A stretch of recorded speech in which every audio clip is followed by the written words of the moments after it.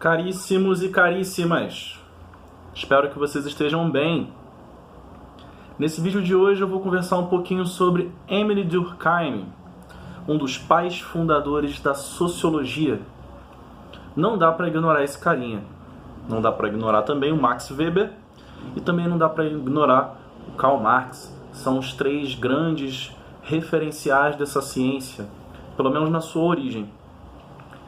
Émile Durkheim era francês, era um intelectual bastante influente, teve uma vida universitária como professor e viveu na passagem do século XIX para o século XX, no momento em que a Europa, principalmente, vivia as consequências da segunda fase da Revolução Industrial. Então, era um período de modernização profunda, de transformações profundas na estrutura da sociedade. E havia um interesse da parte dele e de outros de tentar criar uma ciência que explicasse a sociedade. Para Durkheim, não fazia tanto sentido teorizar sobre um indivíduo isoladamente. Durkheim, muito sabiamente, percebe que os comportamentos individuais não são aleatórios.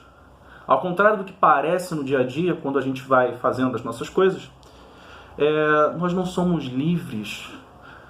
Nós tendemos a repetir certos comportamentos. Não somos tão criativos assim, sinto informar. Paciência. Você vai perceber que muitas pessoas se vestem como você, têm um corte de cabelo parecido com o seu também. Você vai perceber que onde você vive usam mais ou menos as mesmas gírias, as pessoas se cumprimentam mais ou menos da mesma maneira. Em São Paulo, por exemplo, as pessoas dão apenas um beijo na hora de cumprimentar. E no Rio de Janeiro são 2 beijinhos. Isso é sempre motivo de piada no Brasil inteiro. Não sei se vocês estão ligados nisso. Diante desse quadro, essa intuição interessante, o Durkheim ele criou um conceito que é o conceito de fato social. O que é o fato social? É algum tipo de comportamento, hábito que é tomado como natural numa certa sociedade. Imagine você. Ao sair na rua, é mais ou menos natural que a gente precisa se vestir. Que bom, né? Então, ninguém precisa dizer isso pra você, você naturaliza, e é isso. O conceito de fato social em Durkheim, ele se parece um pouco com aquele brinquedinho que tem na gaiola do hamster, aquela rodinha, sabe? Então, ninguém precisa dizer pro hamster que ele vai brincar naquilo, que aquilo é o hobby dele, a diversão dele. Sei, você não é um hamster, mas não quero ofender também, mas a verdade é que a gente faz isso o tempo inteiro. Bom, essa é uma forma de se criar coesão na sociedade, em que as pessoas consigam se entender também. E o fato social tem algumas características, eu queria que você tomasse nota disso. São três as características do fato social. Bom, em primeiro lugar, o fato social ele é sempre algo externo ao indivíduo. Ele independe de uma escolha. Então, não sou eu que crio a língua. A língua é uma coisa que já está na sociedade, eu apenas aprendo a usar essa língua. Uma segunda característica do fato social. O fato social ele é generalista. Ou seja, todo mundo faz aquilo. Então, repetindo, em primeiro lugar, ele é externo ao indivíduo. Em segundo lugar, ele é geral dentro de uma sociedade. E o terceiro e último aspecto do fato social é que ele é coercitivo. Como assim?